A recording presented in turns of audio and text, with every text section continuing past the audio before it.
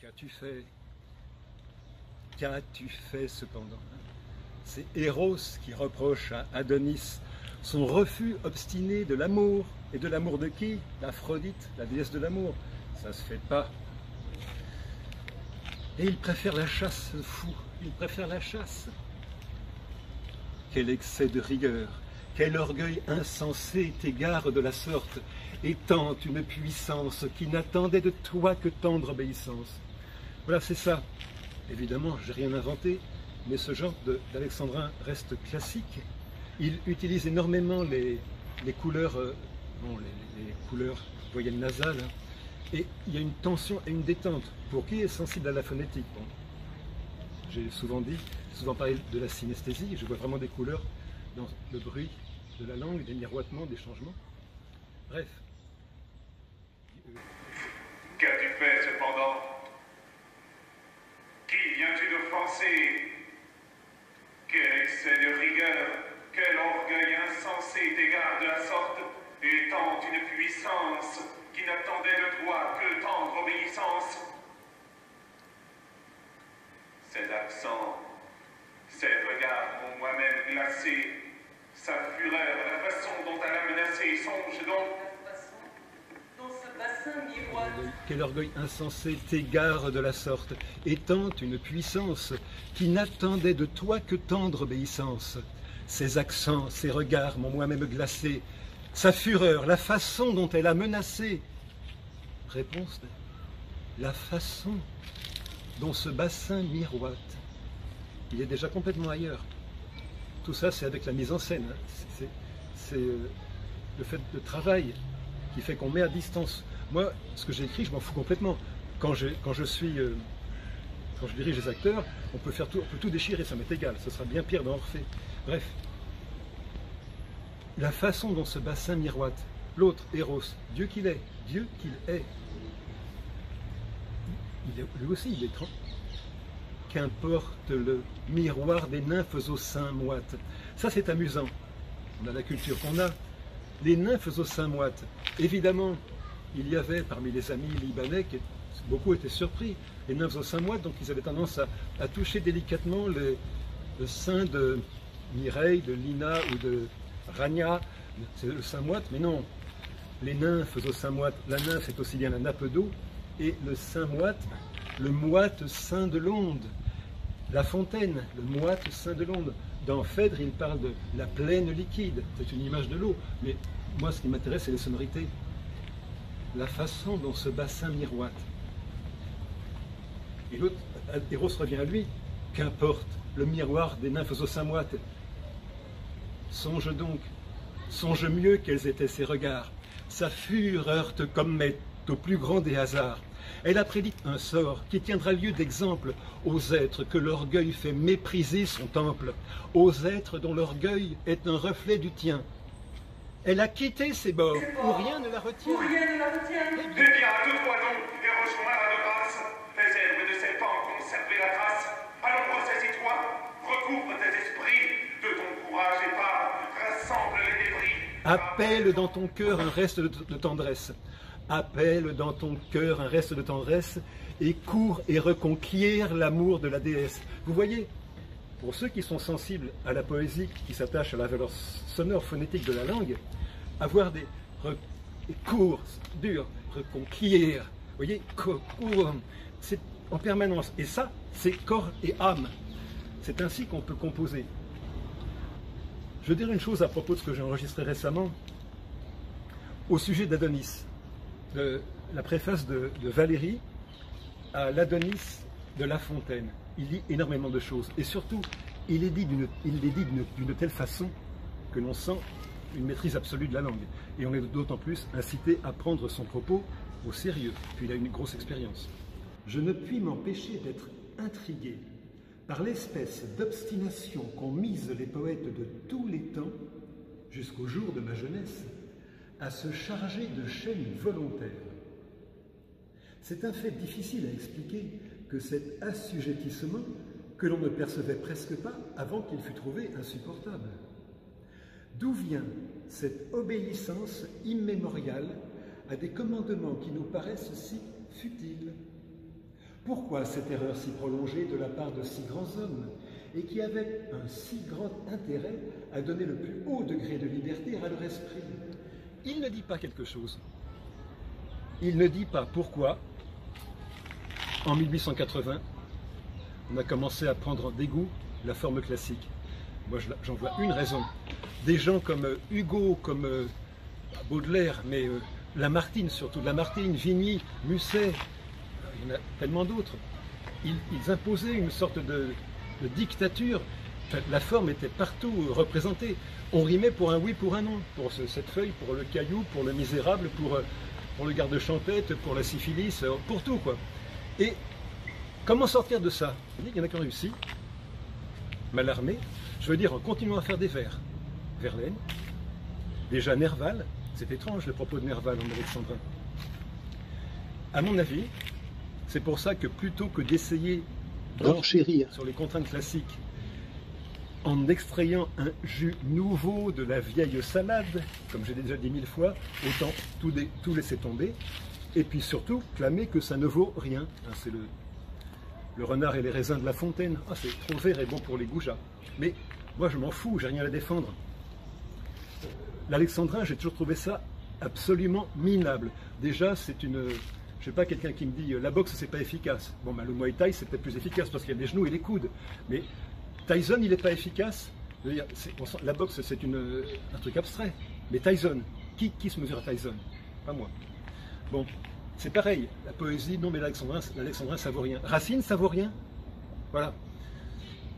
Donc, il est facile de condamner une forme, de faire une espèce de fantôme creux qui ne vaut rien. Et ben, c'est Don Quichotte, quoi, en pourfant les moulins vides. Mais si on tombe sur la vraie sculpture, sur le marbre ou le granit de l'alexandrin, c'est toute autre chose. Bon, je ne sais pas si j'ai envie de continuer à vous lire Eros et Adonis. Ne sais-je pas assez combien chez ceux qui s'aiment de troubles, de tourments, les traits de l'amour s'aiment? Ne sais-je pas assez ce qu'est d'être Adonis? Eh bien, hâte-toi donc et rejoins-la de grâce, les herbes de ses pas ont conservé la trace. Allons, ressaisis-toi, recouvre tes esprits, de ton courage épars, rassemble les débris, rappelle dans ton cœur un reste de tendresse, et cours et reconquiert l'amour de la déesse. Et cours et reconquiert l'amour de la déesse. Ah, ça, je peux jurer que ce sont les alexandrins qui me l'ont inspiré. Je n'ai jamais eu de plan préétabli sur ce qui allait être dit. C'est l'enchaînement des accords de son qui m'a toujours conduit. Et cours et reconquiert l'amour de la déesse, Adonis, arbre. Arbre, c'est trop d'ombre entre Aphrodite et moi. Ça, c'est l'actrice qui joue Adonis qui m'en fait prendre conscience. Moi, je ne sais pas. C'est petit à petit que l'on comprend que c'est la naissance d'Adonis qui le rend rebelle à l'amour. C'est-à-dire le fait que sa mère ait été fécondée par son propre père. Hein. Il est le fils de son grand-père Adonis, Kiniras de Chypre, et Mira. Alors on a vu dans Adonis une fable politique, écologique.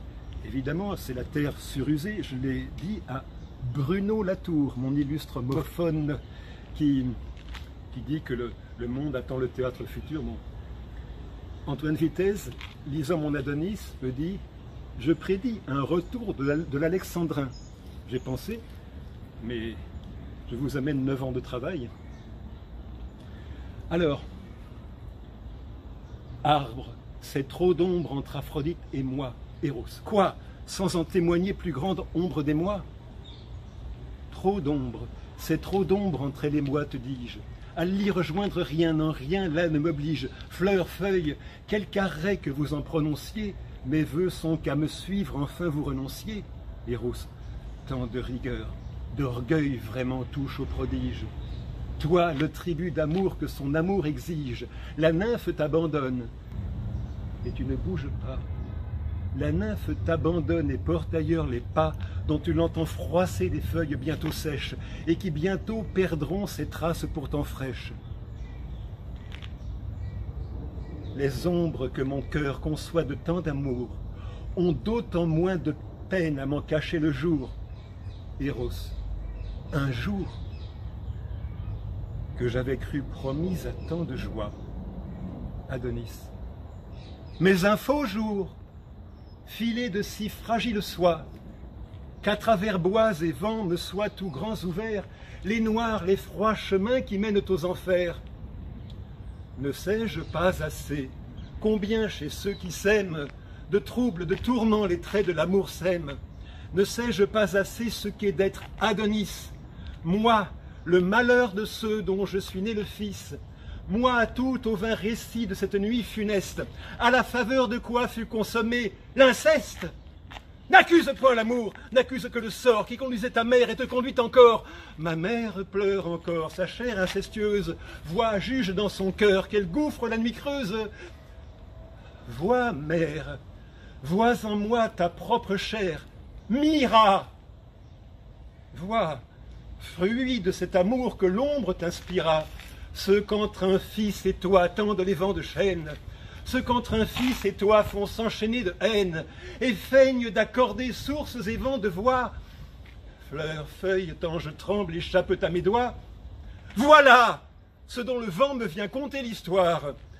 Ces plaintes l'ont gravé au fond de ma mémoire, ne m'en crois point cacher l'horreur en la taisant. Je suis en train de penser à la mise en scène. Ça, c'était vraiment intéressant. Je suis sûr que si on en avait fait un film, on aurait quelque chose de vraiment riche pour le théâtre. D'abord, Eros regarde ici, il est à cour. Adonis, à l'autre bout, il est à jardin. Les premiers dialogues, et au moment où un jour, tac, et le regard, c'est vraiment un choc.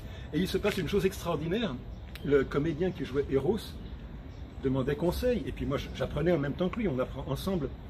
Et l'idée m'est venue que ce grand Dieu tout-puissant qui a passé toute la pièce à écraser Adonis s'approche de lui, troublé par tout ce qu'il a pu entendre, et je lui ai dit, tu veux apprivoiser un animal dont tu ne sais pas s'il est féroce ou adorable?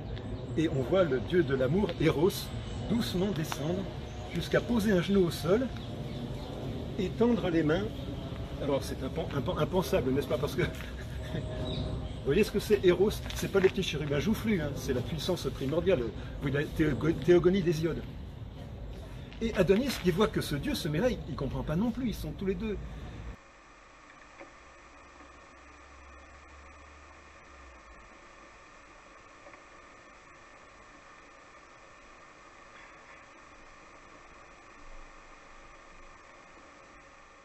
Et ça finit quand même par un clash, mais il s'est produit quelque chose aussi extraordinaire, c'est que l'actrice, en s'approchant d'Eros pendant la répétition, a été troublée par son regard. Là, c'est un regard homme-femme, ou ça aurait pu être deux hommes, c'est pareil, puisque Adonis joue un rôle androgyne. Et, enfin, le personnage a l'air androgyne dans la pièce. Et, à un moment, j'ai cru que la comédienne allait vraiment embrasser le comédien. Et il faut garder ça, garder ça, garder ça. D'autant que Adonis est rebelle à l'amour d'une façon furieuse. L'amour de la plus belle qu'on puisse imaginer, l'amour de la déesse de l'amour, il le refuse. Et voilà que d'un seul coup, cette puissance masculine, il est au bord de succomber. Et en plus, on sait très bien à quoi Adonis est généralement attaché. C'est le titre d'une revue gay d'ailleurs. Et c'est un moment très, très, très émouvant. Le trouble, et puis la façon dont Eros enveloppe le jeune homme, et il y a un mouvement chorégraphique, puisque la poésie que je rêve conjugue évidemment l'écriture des vers, conjugue la déclamation et l'art des gestes. Voilà, j'en ai assez dit. Donc évidemment, si je prends l'alexandrin, je trouve ça haïssable. Je le dis sincèrement, je n'ai que du mépris pour cette forme. Et pourquoi je continue? Parce que je n'ai rien trouvé de pire. Et pire pour moi, c'est un très beau compliment. J'aimerais bien trouver une forme qui soit bien plus atroce. Atroce parce que je pense que sortir encore une fois quelque chose d'autre de ce truc surusé où tant ont été à l'excellence. Moi je le fais comment? Par un abus des ressources phoniques, phonétiques et par la synesthésie. Je vois des couleurs, vraiment. J'en ai parlé souvent dans plusieurs vidéos. Et je pense qu'on peut aller encore plus loin. le peu qui a été publié d'Orphée montre une insistance de fou sur la sonorité en, A-N ou en, E-N. Et je pense qu'on peut produire par... j'ai plus envie de faire ça pour le théâtre, on va avoir l'intelligence artificielle, on va avoir des réalités virtuelles augmentées, l'art cinétique. C'est pour ça que je fais ce travail. Aujourd'hui, la poésie, je respecte, hein, mais enfin, les textes qu'on écrit comme ça, je vois pas trop, à l'époque du jeu vidéo, du Dolby Atmos, en fait, du laser, de l'hologramme. C'est des formes poétiques qu'on ne connaissait pas à l'époque de Racine ni de Rimbaud. Et ce sont de très beaux poèmes. Ces formes, ces représentations, ces vidéos, tout ce qu'on peut faire dans cet art, sont vraiment des formes poétiques extrêmement puissantes. La vieille poésie, elle est vraiment... Enfin, je respecte, mais il ne faut pas se faire trop d'illusions avec ça. Donc, avec Orphée, on peut aller plus loin que l'alexandrin. Arriver, puisque c'est Orphée, à faire glisser les lignes de ces 12, à les étirer avec l'électroacoustique. Si je peux tenir pendant 5 minutes uniquement sur le son en, et ça va créer une espèce d'hypnose auditive. Et imaginez que d'un seul coup, on arrive à basculer dans une autre couleur, à détruire cette permanence dans laquelle on est un petit peu installé, qui est vibrante, un petit peu comme vous savez, comme dans l'art des muezzins, quand ils développent leur chant. On a un peu comme dans la déclamation ancienne, mais travaillée. Eh bien, je pense que si d'un seul coup, on peut passer une autre couleur pendant un certain temps, puis voilà. Et je pense qu'on peut trouver quelque chose de vraiment fantastique. J'ai un modèle, 1958, le pavillon Philips. C'est Varèse, Corbusier et Xenakis. Philips a fait un pavillon entièrement dédié à quelque chose de tout autre. On n'avait jamais vu ça. On entre dans un pavillon, musique électroacoustique, les repères sonores, on devient fou là-dedans. Hein. Bon, ici vous voyez, nous sommes au pavillon Gracieux, vous connaissez la page Facebook. Eh bien, ce sera un pavillon qui sera tellement gracieux que je pense qu'on pourra fondre dans les charmes d'une telle grâce pour les spectateurs, mais il s'agit quand même de briser le ronron. Et ça, comme dirait Messiaen de la composition musicale, c'est plus dur que de faire du concentré de viande, car Messiaen, quoi qu'on en dise, avait beaucoup d'humour. Voilà. J'ai dit que Vitesse, quand il m'avait reçu à la Comédie Française, m'avait prédit un retour de l'alexandrin. Je crois que je l'ai déjà dit. Hein. Eh bien, je le redis. C'est un homme admirable, un homme de théâtre de première qualité. Mais quand il m'a dit ça, et moi j'étais jeune, je me suis dit, bon sang, je viens de bosser tant. Qu'est-ce que c'est que j'amène là? C'est vrai qu'il me faisait un très bel accueil à mon travail, qui était encore un travail de jeunesse. Mais c'est pas si mal. On fait ce qu'on peut. Et comme dit Ionesco, sortant une bouteille de pinard de son bureau, ah, il vaut mieux boire un coup. Il n'a pas tort. Le pire, c'est que je suis content de moi. Bon, il est pas mal ces pavillons. Hein? Bonne tas de grâce.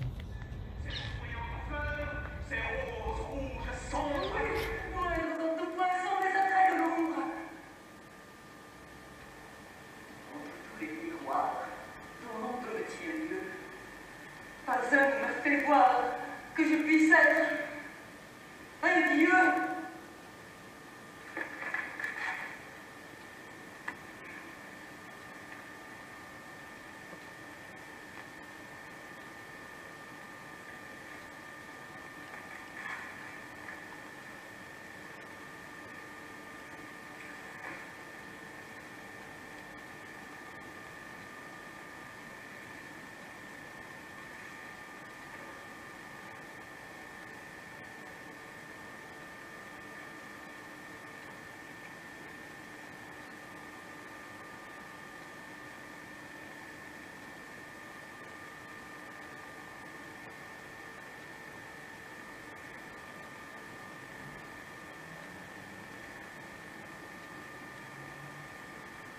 Sois donc, au-dessus de tous, le Dieu que tu peux être. Sache, pour Adonis te faire enfin connaître, ce jour, lui, n'a d'éclat que pour te rendre heureux.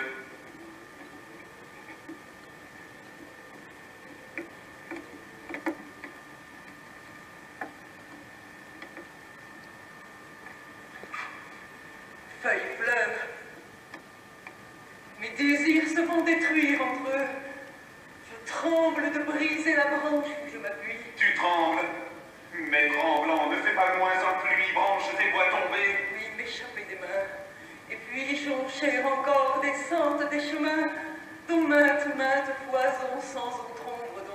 La main te revêtut la tête moite et sombre.